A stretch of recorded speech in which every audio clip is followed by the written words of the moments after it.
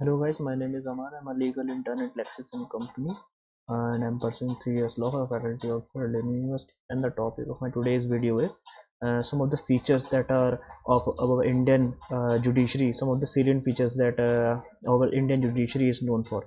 So one such feature I can remember is that our judiciary is one of the oldest judicial systems in the world.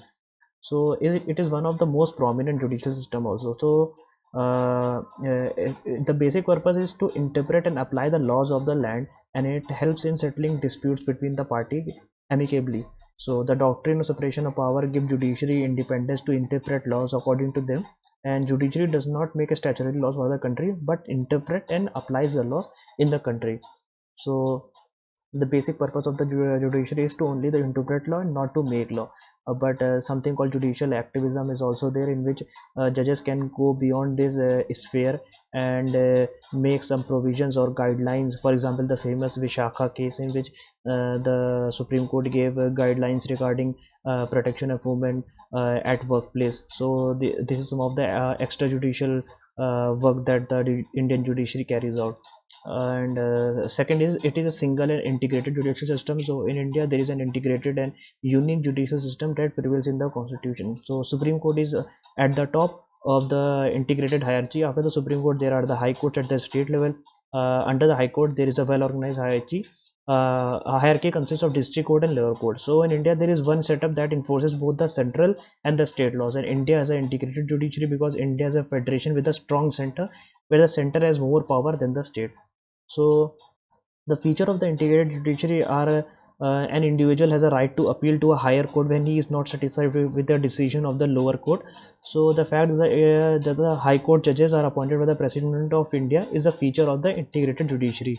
So the salaries of high court are also fixed by the parliament, is also a feature of the integrated judiciary. So next is independence of the judiciary. So the India has adopted this model from USA, which states separation of power to ensure the independence of judiciary, but in constitutional system based on the concept of parliamentary sovereignty, the adoption of separation of power is ruled out. So thus in the like in the case of England, so this is also partly the case in India. For in India, the doctrine of parliamentary and constitutions sovereignty are blended, are a mix, and one does not supersede other. So the meaning of the independence of the judiciary is the independence of the exercise of the function of judges in an unbiased manner. So the independence has to be seen in the unbiased manner form, so that is free from any external force. So that is why the need for independence of judiciary is also there, to take the important functionings of the organs, or to interpret the provision of the constitution, and to see that all the organs of the state are acting in a fair and unbiased manner. So this is some of the importance of the judiciary that I can remember. And the meaning of the independence of the judiciary is still not clear after the years of existence also. So our constitution, by the way of provision, just talks about the independence of judiciary, but it does not define what actually is the independence. So the primary talk on the independence of judiciary is based on the doctrine of separation of power, which talks about the independence of judiciary as an institution from the executive and the legislative organs. So the principle of independent judiciary has been laid down in various instruments in the world that were before this. So the one office is Universal Declaration of Human Rights and the International Covenant on Civil and Political Rights. It's Article 14. So there are also numerous UN standards that preach this separation of power. So next is judicial activism that I was talking about. So judicial activism originated in United States in the middle of 20th century and had positive implications, as court were viewed as upholding the democratic right of the people. So the concept of judicial activism grew rapidly over the years and attained a huge legitimacy of the Indian people in the concept of and restrained behaviors of legislative and executive organs of the government. So several scholars also praised the effects of judges in the protection of civil rights. Judicial activists were distinguished civil right activists also. So judicial activism is defined as an approach to exercise a judicial review or description of a particular judicial decision in which judge is willing to decide on a constitutional matter and to validate legislative or executive action. So judges may be also called activists for both permitting government action or also forbidding it. So the next is judicial review. It is also a concept of USA in the case of Madison versus Madison, of a case of 1803, whose judgment was delivered by the Chief Justice of Supreme Court, who was John Marshall. So In India, we also talk about the also power of constitutional review, which have been given to the Supreme Court and the High Court through the Constitution itself.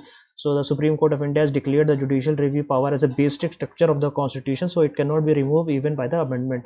So if during the judicial review any legislative enactment or executive order of either the state government or the central government is found to be in violation of the Constitution, the Supreme Court or the High Court, by the way of writs, will deem it unconstitutional or void ab initio from the very beginning. So next, if we talk about it, there was various cases by which this judicial activism or the judicial review concept was elaborated further. So one of such case was A.K. Gopalan versus State of Madras, or Keswananda Bharti case, which stated that as long as fundamental rights exist and are part of the Constitution, the power of judicial review has also to be exercised with the view to see the guarantees afforded by these rights are not contravened. So Minerva Will's case also was a past case after the Keswananda Bharti case, and then was so these were the cases that expanded the scope of the power of the Supreme Court under the writs. So the Supreme Court of India is also the interpreter of the Constitution. If there is any ambiguity regarding any provision of the Constitution, or there is a conflict between the High Court or between the various organs regarding any law in the Constitution, then the Supreme Court will help in finding an amicable solution regarding it. So he is also the guardian of the fundamental rights. The Constitution of India imposes an obligation upon the Supreme Court and the High Court that they have to guard the fundamental right, and if any citizen is aggrieved because his right is violated, he can always approach the Supreme Court or the High Court under Article 32 or Article 226 to enforce his right. So next is the concept of PIL, or public interest litigation, which was pronounced in 1860 by P.N. Bhagwati and Krishna Iyer. So these were the two judges that pronounced it in 1860. So because there was a lack of ability of common public law and expensive legal fees in India, was there, the judiciary has an inherent feature of PIL. PIL is an extrajudicial remedy which helps people in enforcing their rights. PIL is a part of judicial activism. Also, it can be said as a superset of judicial activism, which make the judicial process more democratic. So state under so these were some of the basic features that I talked about the power of the courts, the High Court and the Supreme Court. And I would like to conclude this video by saying that please remember, this video does not violate any guidelines of Bar Council of India and does not solicit or promote any of the advertisement, and the sole purpose of this video is educational. And guys, please remember to subscribe this channel if you haven't already. Thank you.